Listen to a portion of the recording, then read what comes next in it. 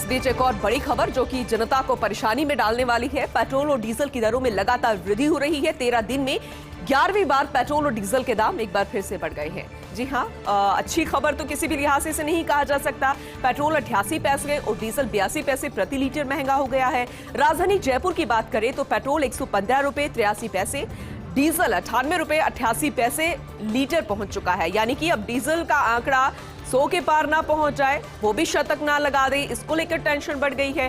13 दिन में पेट्रोल 8 रुपए 77 पैसे तो डीजल 8 रुपए 18 पैसे लीटर महंगा हो गया है। अंतर्राष्ट्रीय बाजार में कच्चे तेल की बढ़ी हुई कीमतों का असर यहां पर दिखा जा रहा है, ये सामने आ रहा है। लेकिन एक पखवाड़े तक दैनिक मूल्य वृद्धि का दौर जो है वो जारी रह सकता है। यानी कि आने वाले समय में आपको मेंटली प्रिपेयर होना है कि आने वाले समय में भी पेट्रोल और डीजल की दरों में वृद्धि हो सकती है, क्योंकि अब तक अगर आंकड़ा देखा जाए 13 दिन का तो 11वीं बार पेट्रोल डीजल के दाम बढ़ सकते हैं और आने वाले समय में भी ये दाम आगे बढ़ सकते हैं। 88 पैसे पेट्रोल, डीजल 82 पैसे प्रति लीटर महंगा हुआ है। राजधानी जयपुर की हम बात कर रहे हैं, पेट्रोल 115 रुपए 83 पैसे, डीजल 98 रुपए 88 पैसे प्रति लीटर पहुंच चुका है और 13 दिन में पेट्रोल 8 रुपए 77 पैसे, डीजल 8 रुपए 18 पैसे लीटर महंगा हुआ है। जिस तरीके से रूस और यूक्रेन में युद्ध लगातार जारी है और अंतर्राष्ट्रीय बाजार की बात करें तो कच्चे तेल की बढ़ी हुई कीमतों का ही यहां पर असर देखने को मिल रहा है। लेकिन एक पखवाड़े तक यह दैनिक मूल्य वृद्धि का दौर जो है वो जारी रह सकता है। इस बीच एक बड़ी खबर, श्रीलंका में इमरजेंसी के बाद 36 घंटे का कर्फ्यू लगा दिया गया। मुफ्त के कर्ज और बेहिसाब विदेशी कर्ज के जाल में श्रीलंका फंस चुका है पूरे तरीके से। श्रीलंका में 75 साल के सबसे गहरे आर्थिक संकट से वो गुजर रहा है। ऐतिहासिक मंदी, महंगाई, त्रस्त लोगों का हिंसक प्रदर्शन देखने को मिल रहा है। जो लोग अब इस चीजों से परेशान हो गए हैं वो प्रदर्शन कर रहे हैं। श्रीलंका के राष्ट्रपति गोटबाया राजपक्षे ने आपातकाल लगा दिया है और अब सेना किसी को भी बिना केस अरेस्ट कर सकती है। कोलंबो में सेना की तैनाती के बीच दुकानें खोली गई। फ्यूल की कमी से जूझ रहे श्रीलंका को भारत ने मदद जरूर यहां पर भेजी है। ये एक अहम मुद्दा यहां पर देखने को मिल रहा है कि भारत ने यहां पर मदद की पहल की। मदद के तौर पर 40,000 टन डीजल चावल श्रीलंका को भेजा है, क्योंकि फ्यूल की कमी से वो जूझ रहा है। कोविड के चलते पर्यटन ठप पड़ गया है। बेहिसाब विदेशी कर्ज यहां पर उन पर हो गया है। चुनावी वादों के तौर पर टैक्स में भारी कटौती से हालात पूरे तरीके से बिगड़ चुके हैं। आपातकाल लगा दिया गया है और अगर कर्फ्यू की बात की जाए तो 36 घंटे का कर्फ्यू वहां पर लगा रहा। मुफ्त के कर्ज और बेहिसाब विदेशी कर्ज के जाल में पूरे तरीके से फंस चुका है श्रीलंका और इस वजह से लोग वहां से पलायन करने को मजबूर हो गए हैं। श्रीलंका में 75 साल के सबसे ज्यादा आर्थिक संकट, ऐतिहासिक मंदी, महंगाई और हिंसक प्रदर्शन यहां पर अब देखने को मिल रहा है, क्योंकि इस वजह से लोग परेशान हैं। उनके पास कोई चारा नहीं है, या तो वहां से निकलने का या फिर अपनी समस्याओं को लेकर प्रदर्शन करने का। लेकिन इसमें एक अहम खास बात ये देखने को मिल रही है कि श्रीलंका के राष्ट्रपति गोटबाया राजपक्षे ने आपातकाल लगाया और सेना किसी को भी बिना केस अरेस्ट कर सकती है। कोलंबो में सेना की तैनाती के बीच दुकानें जरूर खोली गई हैं, लेकिन फ्यूल की कमी यहां पर सबसे महत्वपूर्ण मुद्दा बन गई। श्रीलंका को भारत ने इस पूरे मामले में मदद भेजी है। मदद के तौर पर 40,000 टन डीजल चावल भेजा गया है। कोविड के चलते पर्यटन भी पूरी तरीके से ठप हो गया है। बेहिसाब विदेशी कर्ज उन पर बहुत ज्यादा हो गया है। चुनावी वादों के तौर पर टैक्स में भारी कटौती से हालात बहुत ज्यादा बिगड़ गए हैं।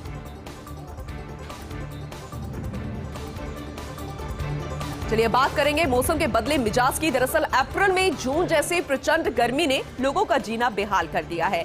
12 जिलों में 40 डिग्री के पार पारा पहुंच चुका है और इस बार भी लू के थपेड़े फिर से परेशान करते हुए नजर आएंगे लोगों को। मौसम वैज्ञानिक जो है वो तो यही हाल बयां कर रहे हैं। दिन के साथ अब रात के तापमान में भी इजाफा हुआ है। अप्रैल में तापमान 45 डिग्री को भी पार कर सकता है। इस बार पसीने छुड़ाने के साथ ही सभी रिकॉर्ड तोड़ सकती है गर्मी, इसलिए आप सभी को परेशान आने वाले दिनों में होना पड़ेगा। बहुत ज्यादा जरूरत हो तभी आप घर से बाहर निकले दिन के समय में, क्योंकि उसी वक्त दोपहर में बहुत ज्यादा गर्मी होती है, क्योंकि अप्रैल में ही जून जैसी बहुत ज्यादा प्रचंड गर्मी है और इससे लोग बेहाल हो गए हैं। 12 जिलों में 40 डिग्री के पार पारा पहुंच चुका है। लू के थपेड़े एक बार फिर से लोगों को परेशान कर सकते हैं। दिन के साथ अब रात के तापमान में भी इजाफा हुआ है। अप्रैल में तापमान 45 डिग्री को भी पार कर सकता है मौसम विभाग की माने तो, और इस बार पसीने छुड़ाने के साथ ही सभी रिकॉर्ड तोड़ सकती है गर्मी, इसलिए अपने खाने पीने का बहुत ज्यादा ध्यान रखिए। एक खास खबर, मुख्यमंत्री आवास पर कानून व्यवस्था को लेकर मंथन चल रहा है। करौली प्रकरण में डीजीपी ने मुख्यमंत्री को पूरी रिपोर्ट दी। इस मंथन के दौरान मुख्यमंत्री अशोक गहलोत ने दोषियों पर कार्रवाई के सख्त निर्देश दिए हैं। पुलिस टीम को ये सख्त कार्रवाई के निर्देश दिए गए सीएम द्वारा और साथ ही लोगों से शांति बनाए रखने की अपील की गई। वहीं मंत्री राजेंद्र यादव इस बैठक में मौजूद रहे। मुख्य सचिव उषा शर्मा, डीजीपी लाठर सहित वरिष्ठ अधिकारी इस दौरान मौजूद रहे। तो ये बेहद खास मंथन रहा, क्योंकि मुख्यमंत्री आवास पर कानून व्यवस्था को लेकर मंथन, इससे पहले भी कुछ दिनों पहले इस तरह का ही मंथन हुआ था कानून व्यवस्था को लेकर। तब भी सख्त निर्देश यहां पर मुख्यमंत्री अशोक गहलोत द्वारा दिए गए। तो उन्होंने कहा था कि इस तरीके की कोई भी मामला सामने आता है कानून से जुड़ा हुआ तो कानून का मखौल ना बनने दे, मेरे तक पूरा मामला पहुंचे, उससे पहले ही इस तरीके के जो मामले हैं वो ना सामने आए और इन पर रोक लगनी चाहिए और जो मामले सामने आ गए उस पर सख्त से सख्त एक्शन होना चाहिए। फिलहाल करौली का प्रकरण जो सामने आया, तब डीजीपी ने मुख्यमंत्री को पूरी रिपोर्ट सौंपी। मुख्यमंत्री अशोक गहलोत ने पूरी रिपोर्ट देखने के बाद सख्त कार्रवाई के निर्देश दिए हैं और साथ ही लोगों से शांति बनाए रखने की अपील की है। मंत्री राजेंद्र यादव भी इस बैठक में मौजूद रहे। मुख्य सचिव उषा शर्मा, डीजीपी लाठर सहित वरिष्ठ अधिकारी भी इस दौरान मौजूद रहे। करौली की बात करते हैं। यहां पर तनाव काबू करने के लिए राजस्थान पुलिस का टीम वर्क देखने को मिल रहा है। कल की बात करें तो कम समय में ही पुलिस ने करौली के हालातों को कंट्रोल में कर लिया। जानकारी मिलते ही डीजीपी एमएल लाठर ने पूरी कमान संभाल ली है। एडीजी लॉ एंड ऑर्डर हवा सिंह घुमरिया भी इस पूरे मामले में सक्रिय नजर आ रहे हैं। राजधानी जयपुर से भी कई आईपीएस अधिकारी करौली भेजे गए। आईजी लॉ एंड ऑर्डर और भरतपुर रेंज आईजी को करौली भेजा गया। एडीजी संजीव नार्जरी को भी करौली भेजा गया है। तेज तर्रार आईपीएस राहुल प्रकाश और मृदुल कछावा को भी करौली में भेजा गया है, यानी कि वो अपनी सेवाएं अभी इस वक्त करौली में दे रहे हैं। लगातार पुलिस अधिकारियों के संपर्क में है डीजीपी एमएल लाठर और अभी पूरे तरीके से करौली के हालात कंट्रोल में है। लेकिन अभी भी धारा 144 लगी हुई है, किसी को भी बाहर आने की अनुमति नहीं है। खाद्य विभाग की तरफ से पूरी व्यवस्था संभाली हुई है, क्योंकि दूध, दही, फल, सब्जी ये सब डोर टू डोर पहुंचाया जाएगा। कानून व्यवस्था संभालने की कोशिश की जा रही है और इसमें सबसे महत्वपूर्ण जो चीज है वो देखने वाली है राजस्थान पुलिस का टीम वर्क। जी हां, कम समय में ही पुलिस ने करौली के हालातों को कंट्रोल में कर लिया।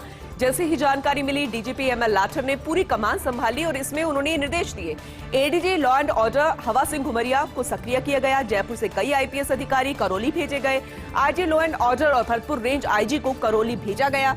एडीजी संजीव नार्जरी को भी करौली भेजा गया। तेज तर्रार आईपीएस राहुल प्रकाश और मृदुल कछावा भी करौली में हैं, उनको भी करौली भेजा गया और अभी वो अपनी वहां ड्यूटी दे रहे हैं। लगातार पुलिस अधिकारियों के संपर्क में है डीजीपी एमएल लाठर और अभी पूरे तरीके से करौली के हालात कंट्रोल में हैं। करेंगे करौली हिंसा की। इस प्रकरण को लेकर एक बड़ी खबर मिल रही है। दरअसल हिंसा की जांच के लिए एसआईटी का गठन किया गया है। क्षेत्र में कर्फ्यू और नेटबंदी यथावत रहेगी, यानी कि उसी तरीके से यह लागू रहेगा। जरूरत का सामान डोर टू डोर पहुंचाया जाएगा। खाद्य विभाग दूध और फल सब्जी की व्यवस्था भी करेगा, तो ये जिम्मेदारी खाद्य विभाग के पास आ गई है। वहीं पुलिस के आला अधिकारियों ने आमजन से अपील की है, आपसी शांति, सौहार्द और कानून व्यवस्था बनाए रखने की अपील की है और ये कहा गया है कि किसी भी तरह की अफवाहों पर ध्यान ना दिया जाए। ये अपील फिलहाल अभी पुलिस प्रशासन की तरफ से की जा रही है। कानून व्यवस्था बनाए रखने की कोशिश की जा रही है। जिस तरीके से करौली में हिंसा भड़क गई थी, इस पूरे मामले में अब हिंसा की जांच के लिए एसआईटी का गठन किया गया है। पूरे क्षेत्र में कर्फ्यू लगा हुआ है, नेटबंदी जारी है और ये यथावत रहेगा। वहीं जरूरत का सामान जैसे दूध, दही डोर टू डोर पहुंचाया जाएगा। फल सब्जी की व्यवस्था भी खाद्य विभाग द्वारा किया जाएगा, क्योंकि नवरात्रि चल रहे हैं, अन्य त्योहार भी चल रहे हैं। पुलिस के आला अधिकारियों ने आमजन से अपील की है कि आपसी शांति सौहार्द बनाए रखें, कानून व्यवस्था बनाए रखने की अपील की है और किसी भी तरह की अफवाह अगर फैलती है तो उस पर ध्यान ना दिया जाए। फिलहाल ये अपील की गई है। लेकिन इस बीच एक बड़ी खबर ये भी मिल रही है कि करौली में जो तनाव हुआ, जो हिंसा हुई, इसके पूरे मामले को देखते हुए संभागीय आयुक्त का पद अब खाली है। हालांकि कल शाम आगजनी के बाद से स्थिति कंट्रोल में जरूर है, लेकिन पुलिस और प्रशासनिक अधिकारी हालातों को नियंत्रित करने के हर संभव प्रयास कर रहे हैं।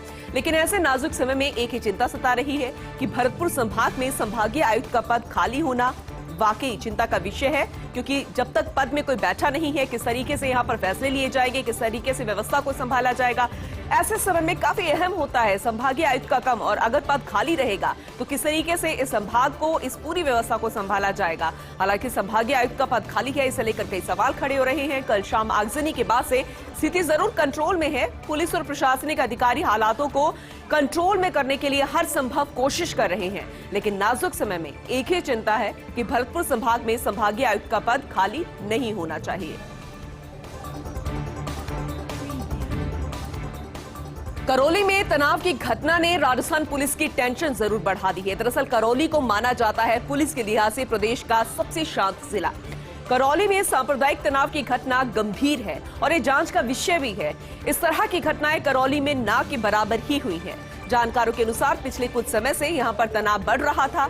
स्थानीय राजनीति समीकरण इसका सबसे बड़ा कारण माना जा रहा है, लेकिन स्थानीय पुलिस फिलहाल इसका कोई अंदाजा नहीं लगा पाई। अब इस तरह की घटनाएं फिर से ना हो, ये सुनिश्चित करना बहुत बड़ी चुनौती है। लेकिन फिलहाल जो ये हिंसा हुई है, जिस तरीके से पत्थरबाजी की गई, ये पथराव किया गया, इस तरीके की घटना को कंट्रोल में किया जाए, पूरी स्थिति को यहाँ पर कंट्रोल में किया जाए, स्थिति को संभाला जाए, अभी फिलहाल ये इनका मुख्य काम है। लेकिन पुलिस के लिहाज से माना जाए तो प्रदेश का सबसे शांत जिला माना जाता था। यहाँ पर इस तरीके की सांप्रदायिक तनाव तो कभी नहीं हुआ, इस तरीके की घटना कभी नहीं। और जब ये घटना सामने आई तब वाकई में चौंकाने वाला ये मामला था और एक गंभीर जांच का विषय भी बन गया, क्योंकि इस तरह की घटनाएं करौली में ना के बराबर ही हुई है। जानकारों के अनुसार पिछले कुछ समय से यहाँ पर तनाव बढ़ने लगा था और स्थानीय राजनीति समीकरण इसका सबसे बड़ा कारण माना जा रहा है। लेकिन अभी तक पुलिस इसका कोई अंदाजा नहीं लगा पाई। इस पर जरूर चर्चा की जाएगी, इस पर जरूर बैठक बुलाई जाएगी, लेकिन इस तरह की घटनाएं फिर से ना हो, यह सुनिश्चित करना अब पुलिस प्रशासन के लिए बहुत बड़ी चुनौती बन गया है।